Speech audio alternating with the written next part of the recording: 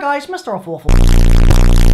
Milo's always had a way with words. So guys, it appears Black Ops 4 Zombies has shat in the cornflakes of millions. Lads, make sure to subscribe if you haven't already, and let's get into this. So it's no secret that Black Ops 4 has been not too popular in the community, and the cornflakes which have been ruined seem to be a lot of YouTubers as well. Like, there are a few, but two that definitely come to mind, YouTubers in the zombies community who seem salty. They are like beyond, it's like, just the way that they're shading Treyarch and Black Ops 4 at any chance they have. It seems like they're ex-girlfriends who are obsessed and trying to steal your milk. That's my milk. And to be fair, they have great points, you know. I mean, is it really fair play to say that though, because we all agree with them? Just, there is some petty stuff, going on out there though. However, let's be honest, this isn't anything new. This is no secret. I mean, Black Ops 4 did launch 8 weeks ago. 8 weeks, and zombies is always hype around launch and DLCs. That's why Noah's Blood of the Dead ending cutscene got I think it's around 1 million views in the first hour. The zombies community is huge, it's passionate, it's not dead. But this is the way zombies always is. Once again, the game came out literally, well, almost 2 months ago, and we've had no new content, so of course things are going to be dry. But it truly is a shame to see the way the community is right now, and I hate to be making a negative video or a negative point like this, but just seeing Reed and Johnny J on the Zombros podcast, seeing like people not uploading, and if they are uploading zombies, it's kind of doing tragic in the view section, which obviously is a terrible thing. But like I said, Noah's video getting all those views, Zombies Chronicles being one of the best selling DLCs in PlayStation history, the zombies community is here. It's just, we're not satisfied. But I have already talked about why the community is this way, how to fix it, or how I would fix it. Sorry Treyarch, but 4 maps ain't enough, you mugs. So to be honest, I'm not surprised right now that the interest in Black Ops 4 Zombies from the zombies community ain't that great right now, because, like I've said, this is no different. Think about 2 previous zombie games, like literally every zombie game in Call of Duty history. When have we ever had any content outside of DLC map packs and of course the launch of a game? Like, literally never. People love Black Ops 3, right? Think about at this point in Black Ops 3's life cycle, do we have anything new? We had the Giant and Shadows of Evil. I know they did little updates here and there where maybe they made the Gobblegum machine in each location. Apart from that, did we get anything new? Did we get game modes, themed maps, free DLC, new camos? No.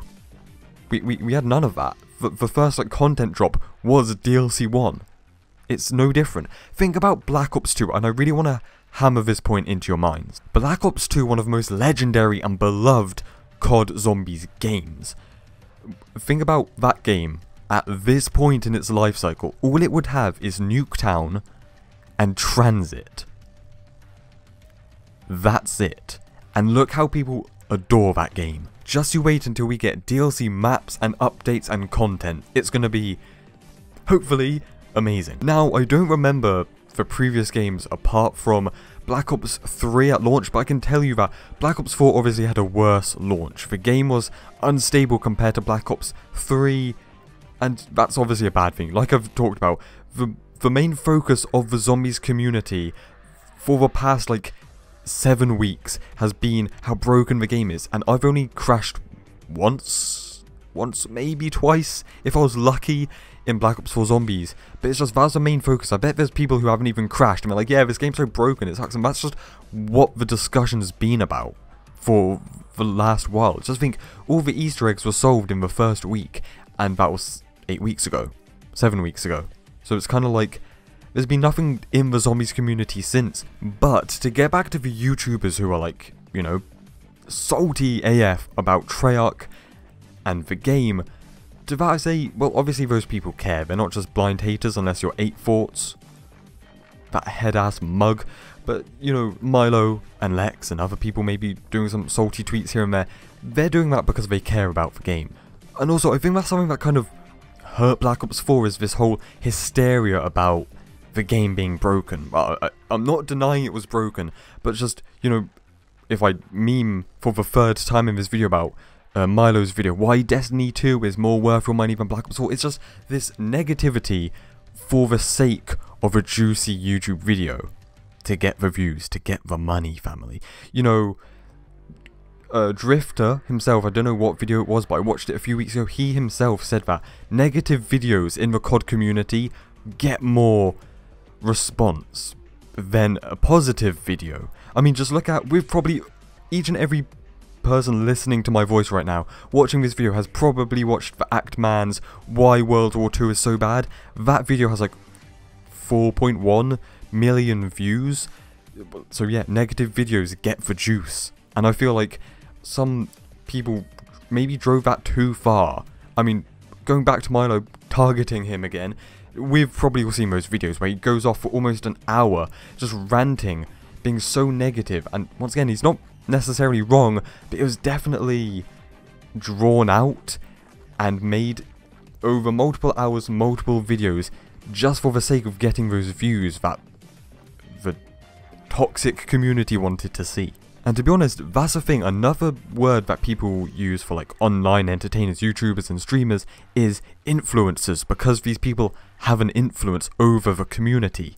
So obviously that's gonna hurt the reputation of the game, to the game's community, which is gonna make people care less.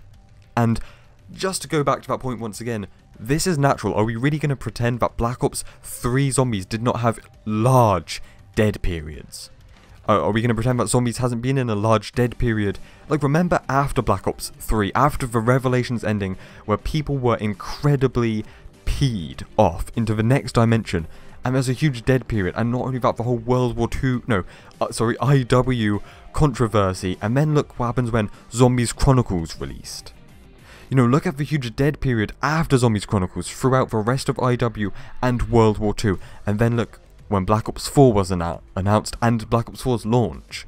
There's always going to be ups and downs in the zombies community.